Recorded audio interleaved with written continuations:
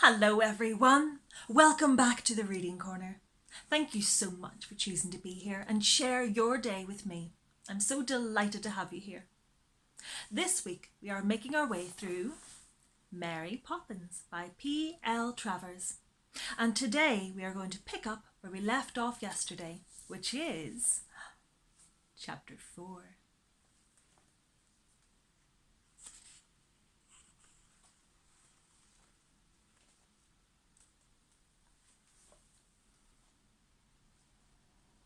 Miss Lark lived next door. But before we go any further, I must tell you what next door looked like. It was a very grand house, by far the grandest in Cherry Tree Lane. Even Admiral Boom had been known to envy Miss Lark her wonderful house, though his own had ship's funnels instead of chimneys and a flagstaff in the front garden.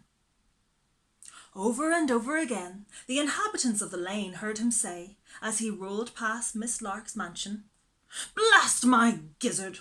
What does she want with a house like that?" And the reason for Admiral Boom's jealousy was that Miss Lark had 2 gates. One was for Miss Lark's friends and relations, and the other for the butcher and the baker and the milkman. Once, the baker made a mistake and came in through the gate reserved for the friends and relations. And Miss Lark was so angry that she said she wouldn't have any more bread, ever. But in the end, she had to forgive the baker, because he was the only one in the neighbourhood who made those little flat rolls with the curly twists of crust on top. She never really liked him very much after that, however. And when he came, he pulled his hat far down over his eyes so that Miss Lark might think he was somebody else. But she never did. Jane and Michael always knew when Miss Lark was in the garden or coming down the lane, because she wore so many brooches and necklaces and earrings that she jingled and jangled, just like a brass band. And whenever she met them, she always said the same thing. "Good morning," or "Good afternoon," if it happened to be after luncheon. "And how are we today?" And Jane and Michael were never quite sure whether Miss Lark was asking how they were or how she and Andrew were. So they just replied, "Good afternoon," or of course, "Good morning," if it was before luncheon. All day long, no matter where the children were, they could hear Miss Lark calling in a very loud voice. Things like, "Andrew, where are you?" Or, "Andrew, you mustn't go out without your overcoat." Or, "Andrew, come to mother." And if you didn't know, you would think Andrew must be a little boy. Indeed, Jane thought that Miss Lark thought that Andrew was a little boy. But Andrew wasn't. He was a dog. One of those small, silky, fluffy dogs that looks like a fur necklet until they begin to bark. But of course, when they do that, you know they're dogs. No fur necklet ever made a noise like that. Now, Andrew led such a luxurious life that you might have thought he was the Shah of Persia in disguise. He slept on a silk pillow in Miss Lark's room. He went by car to the hairdresser's twice a week to be shampooed. He had cream for every meal and sometimes oysters. And he possessed 4 overcoats with checks and stripes in different colours. Andrew's ordinary days were filled with the kind of things most people only have on birthdays. And when Andrew himself had a birthday, he had 2 candles on his cake for every year, instead of only 1. The effect of all this was to make Andrew very much disliked in the neighbourhood. People used to laugh heartily when they saw Andrew sitting up in the back seat of Mrs. Lark's car on the way to the hairdresser's, with the fur rug over his knees and his best coat on. And on the day when Miss Lark bought him 2 pairs of small leather boots so that he could go out in the park, wet or fine, everybody in the lane came down to their front gates to watch him go by and to smile secretly behind their hands.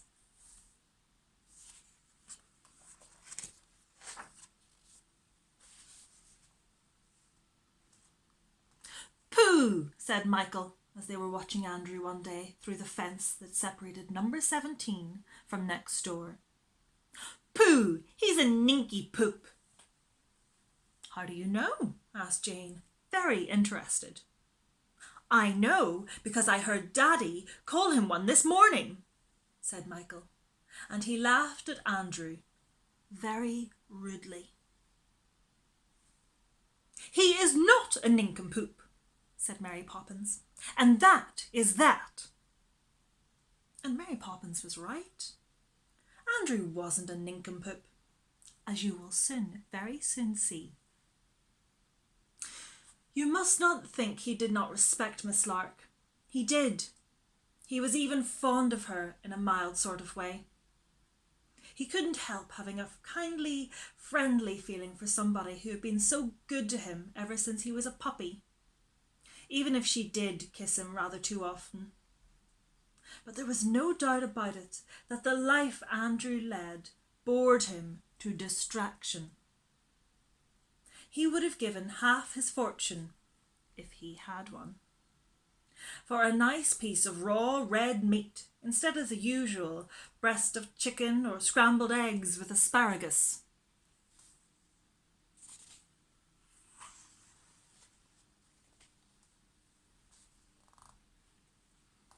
For in his secret, innermost heart, Andrew longed to be a common dog. He never passed his pedigree, which hung on the wall in Miss Lark's drawing room, without a shudder of shame. And many a time he wished that he had never had a father or a grandfather nor a great-grandfather, if Miss Lark was going to make such a fuss out of it.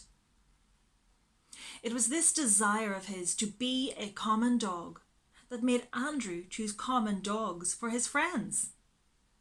And whenever he got the chance, he would run down to the front gate and sit there watching for them, so that he could exchange a few common remarks. But Miss Lark, when she discovered him, would be sure to call out, "Andrew, Andrew, come in, my darling." And of course, Andrew would have to come in, or Miss Lark would shame him by coming out and bringing him in. And Andrew would blush and hurry up the steps so that his friends should not hear her calling him her precious, her joy, her little lump of sugar. Andrew's most special friend was more than common. He was a byword. He was half an Airedale and half a retriever, and the worst half of both. Whenever there was a fight in the road, he would be sure to be in the thick of it. He was always getting into trouble with the postman or the policeman, and there was nothing he loved better than sniffing about in drains or garbage tins.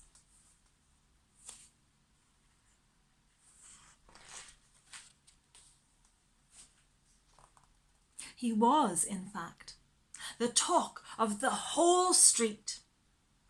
And more than one person had been heard to say thankfully that they were glad he was not their dog. But Andrew loved him and was continually on the watch for him. Sometimes they had only time to exchange a sniff in the park, but on luckier occasions, though these were very, very rare, they would have long talks at the gate. From his friend, Andrew heard all the town gossip, and you could see by the rude way in which the other dog laughed as he told it that it wasn't very complimentary. Then suddenly Miss Lark's voice would be heard calling from a window, and the other dog would get up, loll out his tongue at Miss Lark, wink at Andrew, and wander off, waving his hind quarters as he went, just to show that he didn't care.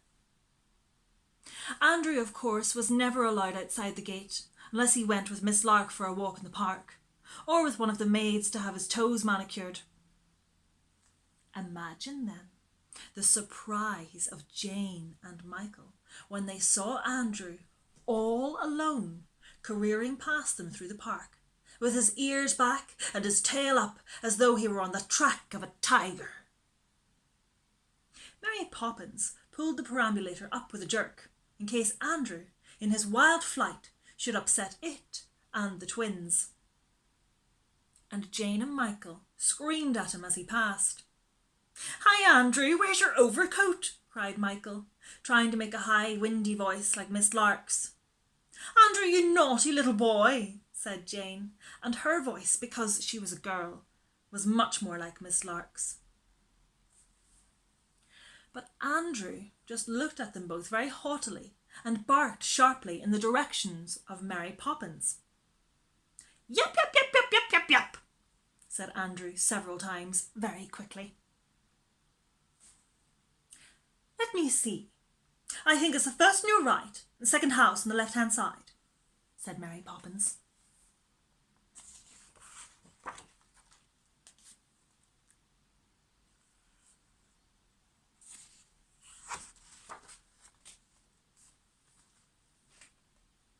"Yep," said Andrew.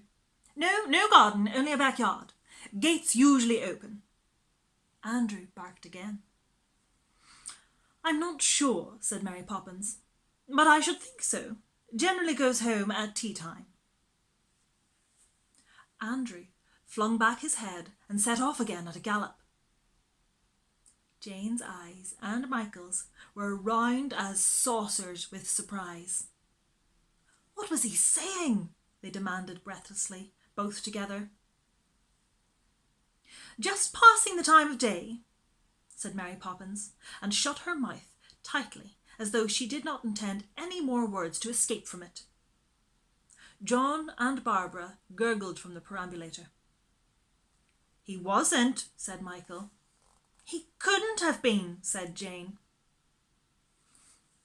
"Well, you know best, of course, as usual," said Mary Poppins haughtily.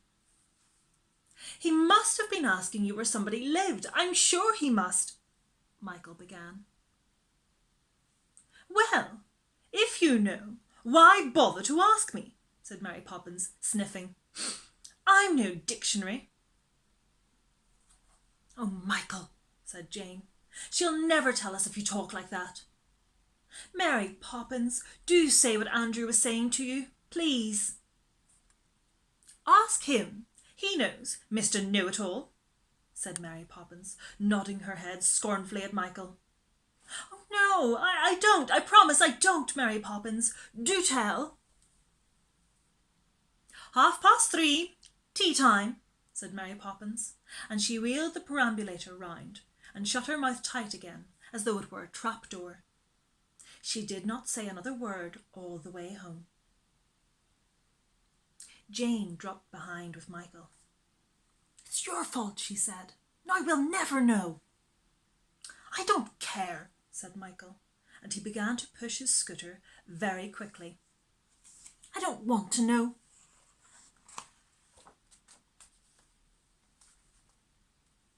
But he did want to know, very badly indeed. And as it turned out, he and Jane and everybody else knew all about it before tea time. Just as they were about to cross the road to their own house, they heard loud cries coming from next door, and there they saw a curious sight. Miss Lark's two maids were rushing wildly about the garden, looking under the bushes and up into the trees, as people do who have lost their most valuable possession. And there was Robertson A, from number 17, busily wasting his time by poking at the gravel on Miss Lark's path with a broom, as though he expected to find the missing treasure under a pebble. Miss Lark herself was running about in her garden, waving her arms and calling, "Andrew, Andrew, oh, he's lost! My darling boy is lost! We must send for the police. I must see the Prime Minister. Andrew is lost. Oh dear, oh dear!" "Oh, poor Miss Lark," said Jane, hurrying across the road. She could not help feeling sorry because Miss Lark looked so upset.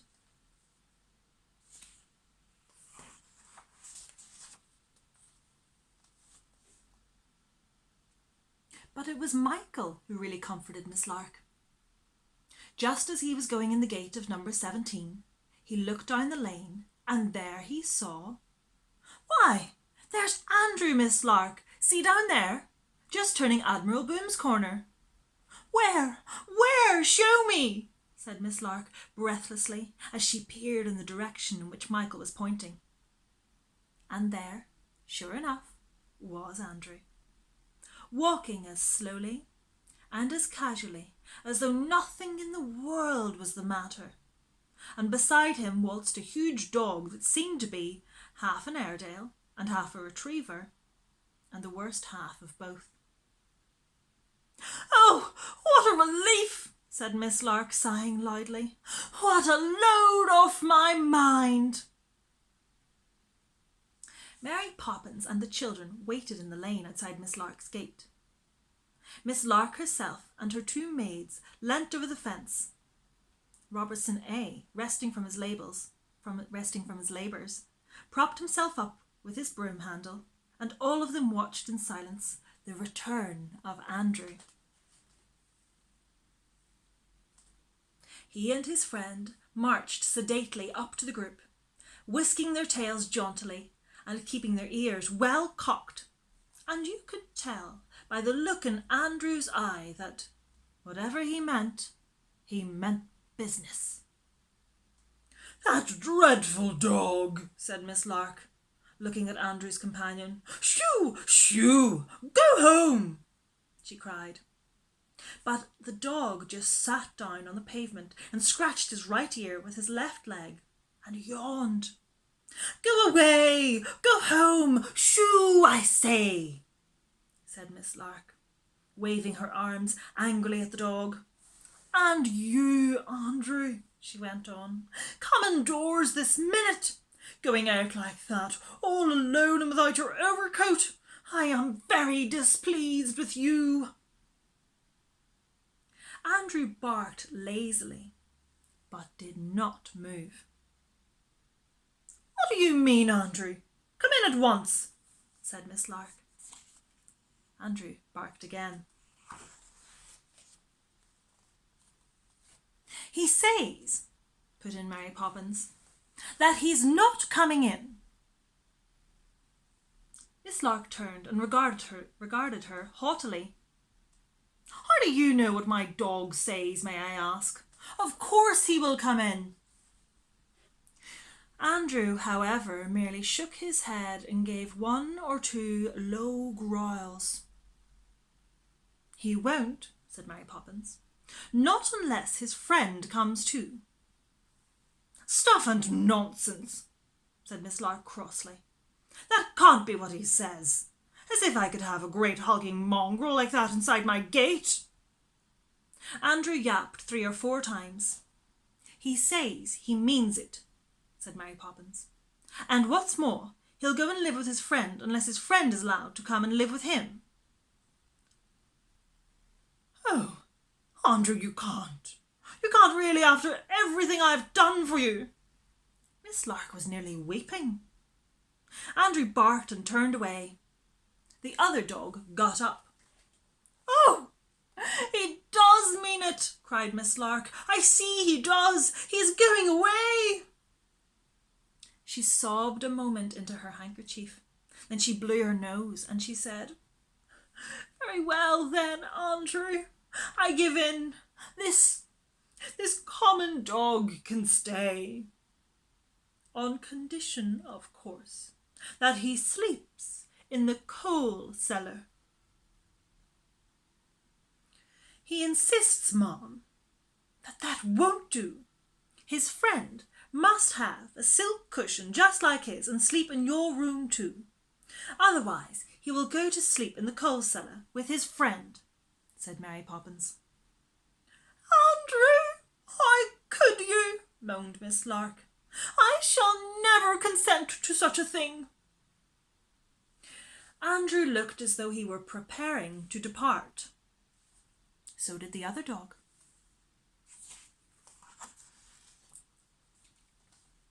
"Oh, he is leaving me!" shrieked Miss Lark. "Very well then, Andrew, it shall be as you wish. He shall sleep in my room, but I shall never be the same again. Never, never! Such a common dog!" She wiped her streaming eyes and went on. "I should never have thought it of you, Andrew, but I'll say no more, no matter what I think. And this, creature, I shall have to call waif or stray or—" At that, the other dog looked at Miss Lark very indignantly, and Andrew barked loudly. "They say you must call him Willoughby and nothing else," said Mary Poppins. "Willoughby being his name." "Willoughby! What a name! Worse and worse," said Miss Lark despairingly. "What is he saying now?" For Andrew was barking again. "He says that if he comes back, you are never to make him wear overcoats or go to the hairdresser's again. That's his last word," said Mary Poppins. There was a pause. "Very well," said Miss Lark at last. "But I warn you, Andrew, if you catch your death of cold, don't blame me." And with that, she turned and walked haughtily up the steps, sniffing away the last of her tears. Andrew cocked his head towards Willoughby as if to say, "Come on," and the two of them waltzed side by side slowly up the garden path, waving their tails like banners, and followed Miss Lark into the house. "He isn't a nincompoop after all, you see," said Jane, as they went upstairs to the nursery and tea. "No," agreed Michael. "But how do you think Mary Poppins knew?" "I don't know," said Jane. "And she'll never, never tell us. I am sure of that."